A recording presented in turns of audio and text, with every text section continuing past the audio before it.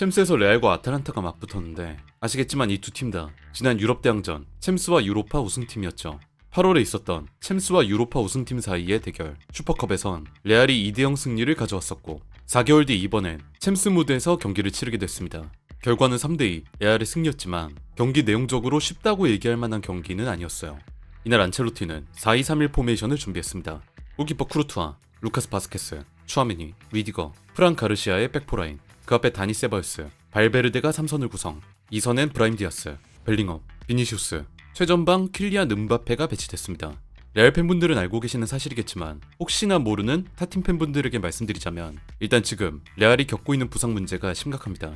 우선 수비진에서만 카르발, 알라바, 밀리탕이 십자인대 부상을 당해 아웃된 상태고 펠랑 맨디도 근육 부상 때문에 없는 상황이죠. 그래서 지난 리그 지로나전부터 이 선수 추아메니가 센터백으로 나오고 있습니다. 일단 이번 경기 시작은 레알 입장에서 깔끔했습니다. 전반 9분 49초 레알이 오른쪽 측면에서 공격을 전개하고 있습니다. 보시면 비니시우스가 이 오른쪽 공간에까지 가담해 레알이 이 공간에 수적으로 많은 투자를 하고 있어요.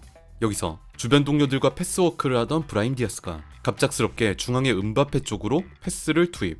이걸 받은 음바페가 깔끔한 선제골을 터뜨립니다.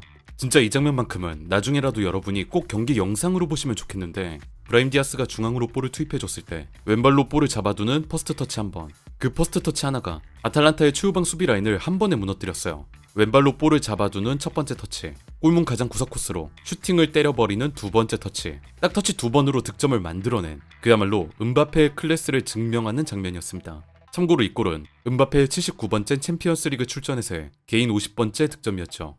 이날 음바페의 폼은 전체적으로 좋았어요. 우리가 음바페에게 기대하는 플레이, 상대 라인을 무력화시키는 폭발력과 스피드, 강력한 슈팅들이 나왔는데 이 장면을 보시겠습니다. 레알이 최후방 지역에서 소유권을 얻는 데 성공, 역습 전개에 돌입하는 상황이에요. 바로 직전 장면에서 루크먼의 결정적인 슈팅까지 있었기 때문에 아탈란타의 전체적인 무게중심이 레알 박스 안으로 깊숙하게 쏠려 있습니다.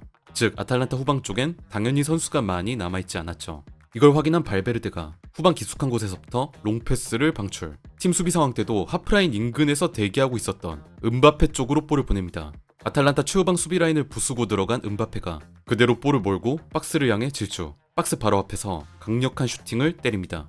이게 카르네세키에게 막히긴 했지만 우리가 음바페에게 기대하던 플레이, 도저히 수비수들이 따라잡을 수 없는 스피드와 대담하면서도 강력한 슈팅, 이걸 확인할 수 있는 장면이었어요.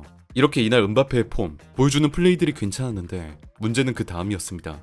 후반 34분경 갑자기 음바페가 피치 위에 주저앉습니다. 이후 곧바로 호드리고로 교체됐습니다만 이미 다수의 선수들을 부상으로 잃은 바 있었던 레알 입장에서는 등골이 오싹해질 만한 장면이었죠. 이전에도 음바페는 9월에 햄스트링 문제를 겪었기도 했고 다른 공격 자원들도 하나씩 부상을 당한 적이 있었으니까요. 일단 이렇게 이른 시각 음바페가 피치 위를 나오긴 했지만 다행히도 경기 후에 안첼로티가 말한 바로는 심각한 부상은 아니고 왼쪽 허벅지 뒤쪽의 불편함, 즉 단순 과부하로 보인다고 하니 그나마 천만다행인 것 같습니다.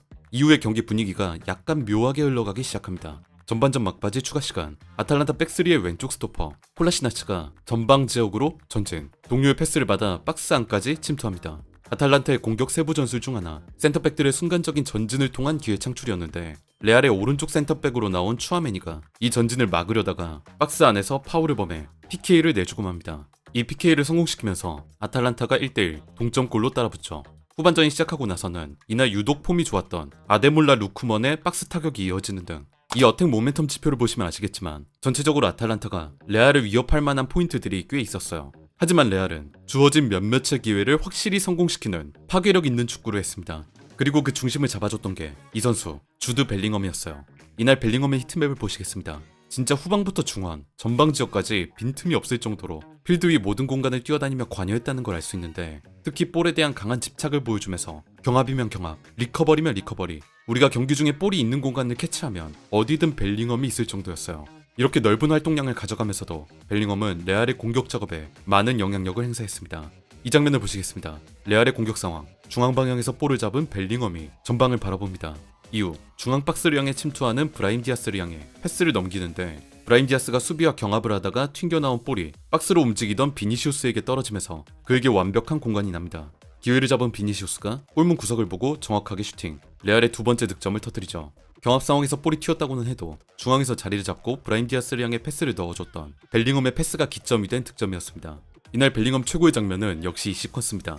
제 개인적으론 가장 레알스러운 득점 장면이라고 생각하는데 이 경기에서 아래로 내려오는 경우가 많았던 비니시우스가 레알 후방 지역에서 볼을 잡고 있습니다. 이때 여기 이 센터 서클 인근을 자세히 보시면 비니시우스가 볼을 잡은 걸 보자마자 벨링엄이 뒷걸음질을 치면서 전방 침투를 가져갈 준비를 하고 있어요. 먼 거리에서 벨링엄과 사인을 주고받은 비니시우스는 곧바로 롱패스를 방출. 벨링엄이 뛰어가려는 뒷공간으로 볼을 넘겨보냅니다. 벨링엄은 놀라운 스피드로 아탈란타의 추후방 라인을 부수고 박스를 향해 돌진. 박스 안에서 수비를 앞에 둔 채 개인 기량으로 슈팅을 할 공간을 만든 뒤 그대로 아탈란타의 골문을 꿰뚫었습니다. 제가 이 골이 정말 레알스러운 득점이라는 느낌이 들었다 말씀드린 이유는 상대의 시스템, 전술을 완전히 무력화시키는 강력한 개인 기량이 돋보였기 때문이에요.